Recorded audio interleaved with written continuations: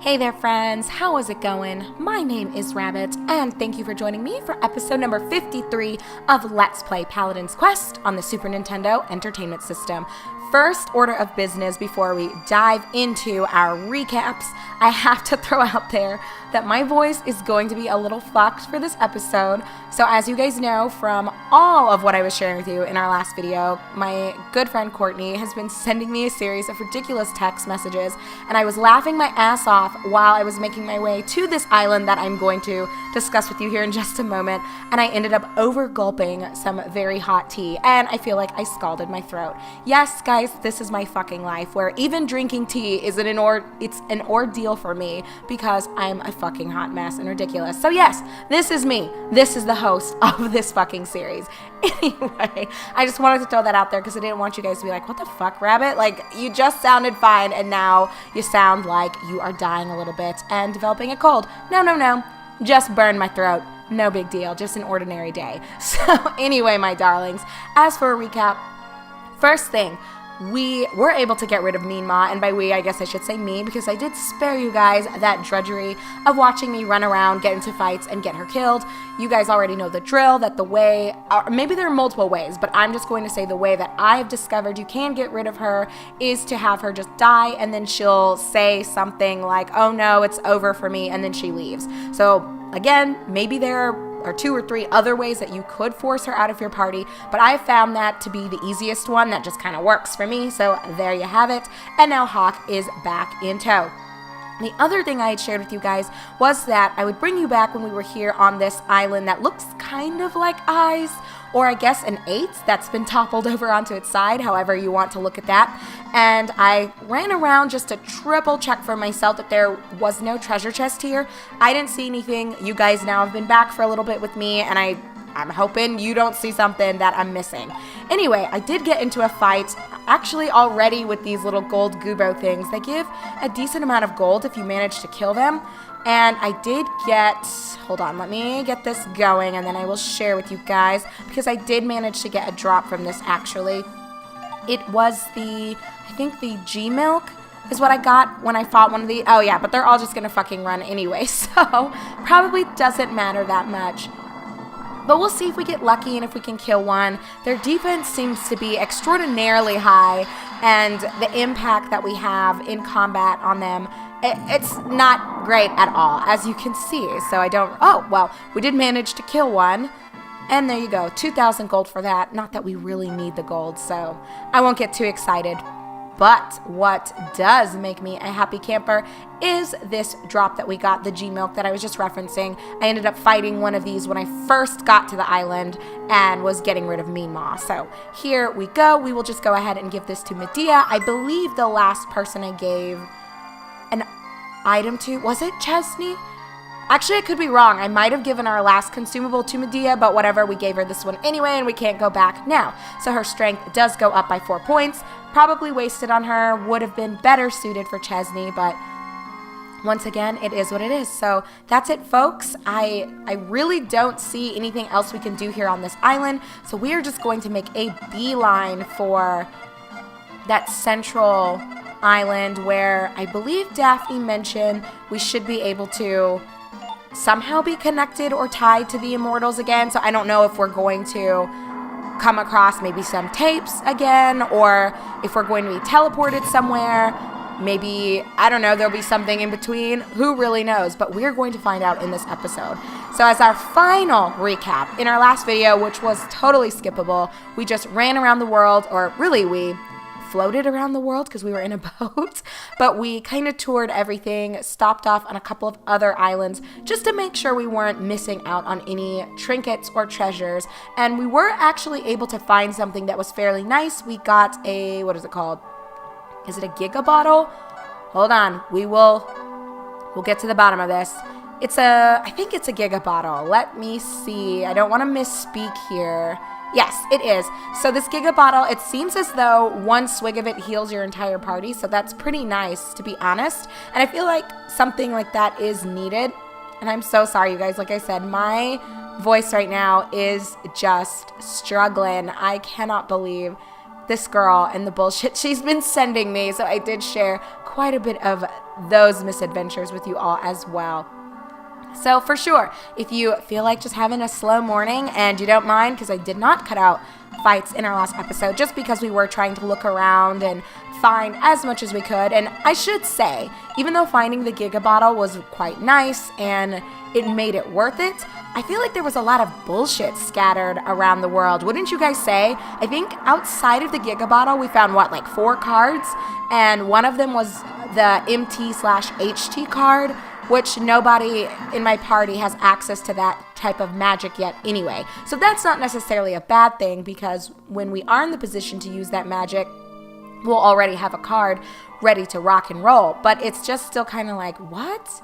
Okay, let me stop talking and see if I can figure out how the hell to get into this. I think we started making our way in at the end of our last episode. Yes, we did. And then I told you guys that I was going to inspect that 8-shaped island first. But okay, let's take these guys out. Our strength has just skyrocketed. So that's one of the other advantages, I suppose, since I was kind of talking shit about the fact that, yes, we found a Giga Bottle. Yes, the Giga Bottle was amazing. However, there was, I feel like, an overwhelming amount of bullshit that we ended up finding for all of the energy and effort that we invested into running around, or again, floating around the world here.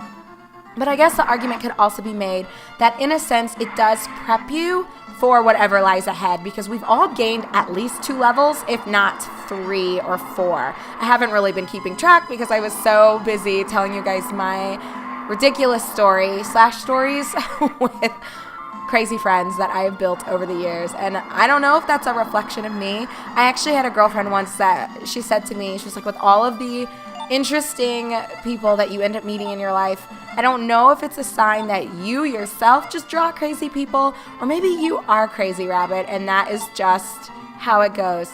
But oh, I keep forgetting that actually Hawk doesn't have an item that he can use to heal himself, so we'll have to rely on bottles for him, or actually I think that's it. I think he can only use bottles because we can't really use a consumable item in battle. I think it's just bottles and whatever you have equipped, and that's kind of what you've got to work with. And Hawk, if you want to, go ahead and use that Soa's Crown. I believe that deals 1 tick of bolt damage, but don't hold me to that, you guys. And woohoo, another level for Mouth. So like I said, we're just climbing the ranks here, and I think this is it. This is where we should get off if it's going to stop being an asshole. Oh, but it makes me wonder if I should try to float around to triple check that there's nothing along the sides here. So don't mind me, you guys. Just gonna run in a quickie dicky circle. But it does look like, oh, it's a fairly straight shot. Do you guys see that? And what is with all these Kubos? They're just everywhere, and I don't really understand why. But I suppose no need for us to worry about it. Let's just see if we can take them out and get something from them. So we saw that the gold Gubos give a decent amount of gold, which makes sense. Gold is in their name. Oh, well, they died awfully quick. What do we get from them? Oh, just an okay amount of XP, I guess. Whatever. Another level for another party member, so we can't be mad about it. Oh yeah, so that's what I was saying, is that even though I feel some of our treasures weren't amazing for all of the journeying around the world that we did in our boat, it is nice that we were able to get quite a few levels, and the monsters weren't too difficult for the high amount of XP that we were granted in exchange for taking them out. So there you have it. Let's inspect this thing. I don't feel like, oh, it is a, oh, it took us downstairs. Are these adversaries? Live forever, Chesney and Medea. There was a transmitter attached to your ship. Oh my God.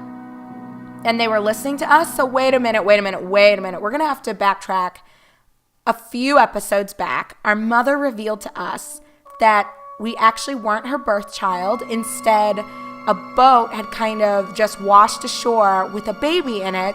She adopted Chesney and kept the boat in some cavernous underground area. And that's what we're operating right now.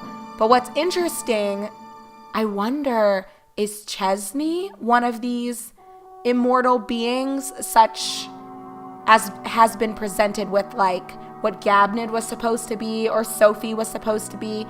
What if Chesney is Cormu? I don't know, you guys. I might be reaching here, but let's keep going. Live forever, Chesney and Medea. We have waited for you to come to this island. Wait a minute, but how do they know Medea? Maybe Chesney and Medea are like the spirits reborn for Cormu and Sophie, respectively. Live forever, Chesney and Medea. You have done well, overcoming numerous hardships to reach this place. You're fucking telling me. We're the ones who had to overcome it. All right, live forever, Chesney and Medea. There is someone waiting for you above. Oh God, is it Gabnid? Live forever, Chesney and Medea. You can save here. Do you want to save? Not right now. Be eternal, Chesney and Medea. I will actually save here in just a second, but I want to talk to everyone first. Live forever, Chesney and Medea. I shall fill your bottles and take away all fatigue. Woohoo! This is what I'm talking about. Okay, fantastic. So, wow, HP is topped off. Let me go ahead and save, you guys, and then we will be ready to take the elevator upstairs to, I don't know, are we going to be speaking with Gabnid? Will Cormu actually be here? What about Sophie? If these are supposed to be immortal beings, why are they being so friendly? I'm so confused as to what's going on, but give me just a second to save, and we'll keep the theory crafting going as we ascend to whatever lies ahead.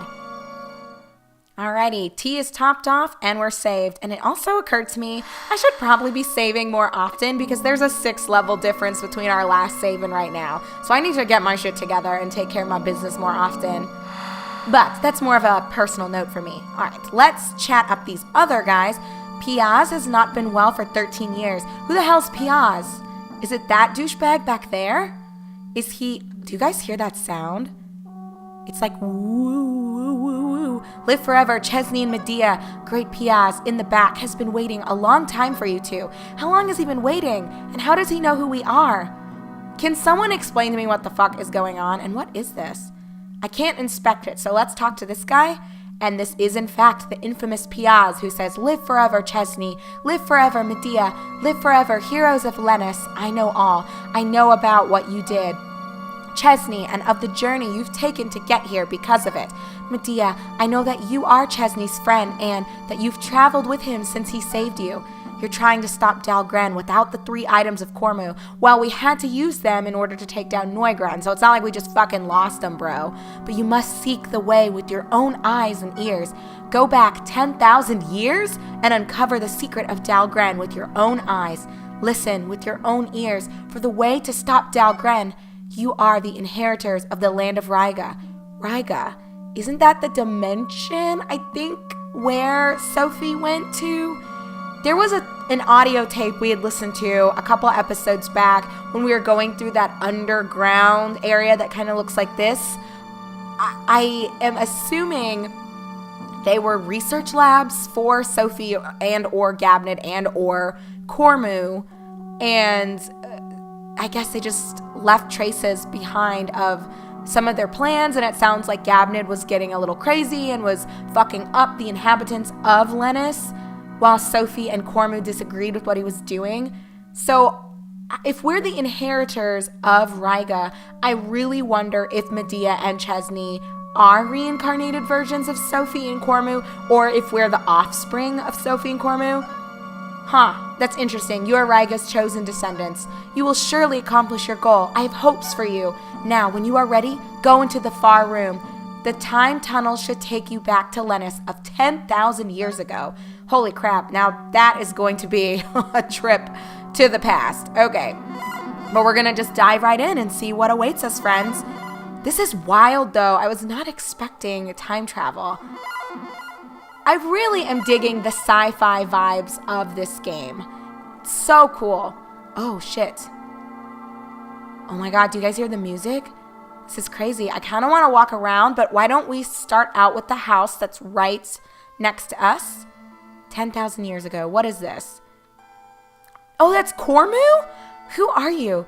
Oh, you're from Riga? That explains it. You must know about our situation. Right. Gabnid has gone insane. We tried to stop him, but we couldn't. We 3 came to Lennus in order to set it all right. To set what all right? We really did well in 20 years. We taught the people of Lennus useful magic and gave them knowledge. It's been a long 20 years here on Lennus. I've become sick, and Gabnid has gone insane. He's thinking of becoming ruler of Lennus. I'm sorry, but I don't have the power to stop him now, but he must be stopped. Gabnid is making Dalgren now. If he finishes it, Lennus is doomed. Will you go in place of Sophie and me to stop Gabnid? Holy shit. Yes, I guess. You accept. Then get my helm, sword, and armor from Sophie.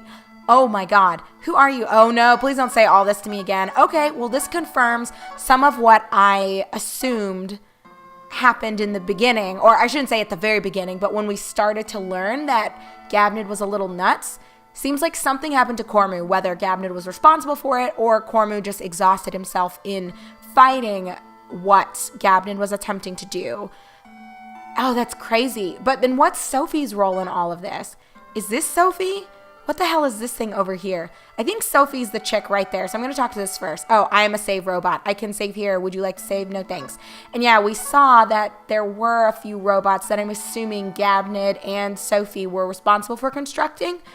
All right, so this is Sophie. I give you the 3 items of Cormu. Please equip yourself and speak to Cormu.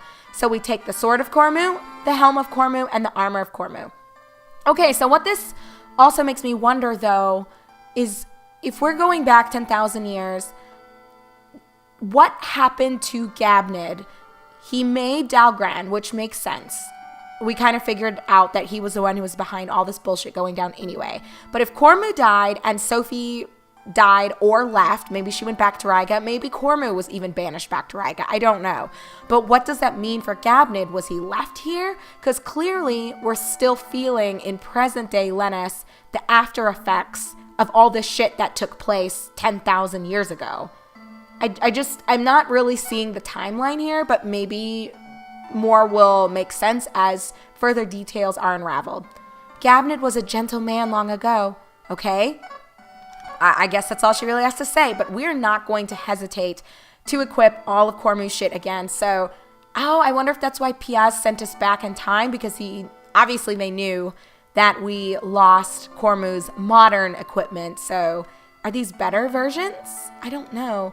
Defense does go up, so that is an improvement. Now, as for the Cormu sword, it looks like, yes, it is also an improvement. I feel like we have to equip them whether it's an improvement or not. What am I doing? Okay, the shield is the same. And Cormu's armor.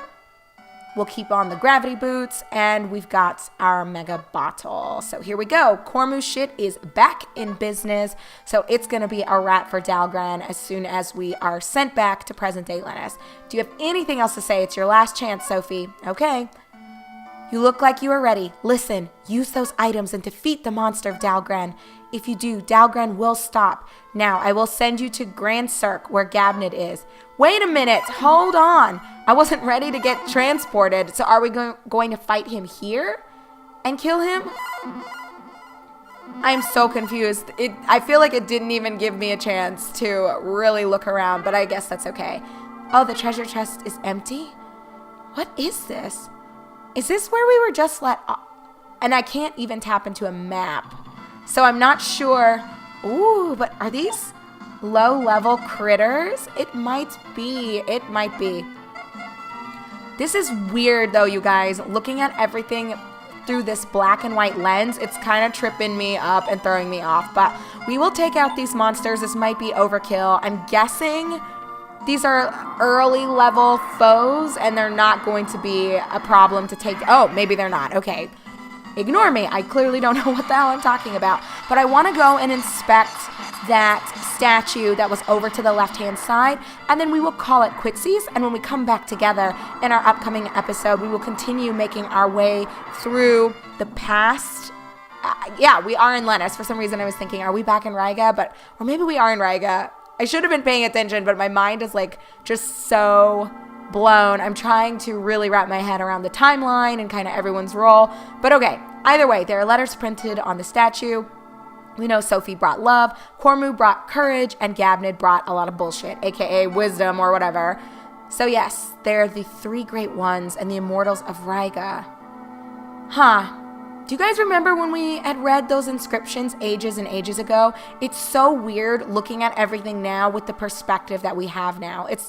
Things slowly have started to make more sense, and it's insane. Like, the pacing for this has just been so well done. I know I just keep gushing about how much I really think this game was well made, and I think a modern version would be pretty well received, but that's just my opinion. Anyway, friends, thank you very much for watching. When we come back together in our upcoming episode number 54, you guys already know we are going to head straight into this town. What did Corman call it? Grand Cirque, I believe. Whatever it's called, Gabnid should be awaiting us, and I don't know if this can't be the final boss fight. I strongly doubt it, but I do think there is going to be a confrontation either between us and Gabnid or between us and an early version of Dahlgren. But you guys already know, we'll just have to kind of wait and see, because with all the theory crafting I can throw out, there's really no way to know other than to just let everything unfold before our eyes. So take care, be good, and I'll see you guys in just a moment where we will allow the game to do just that.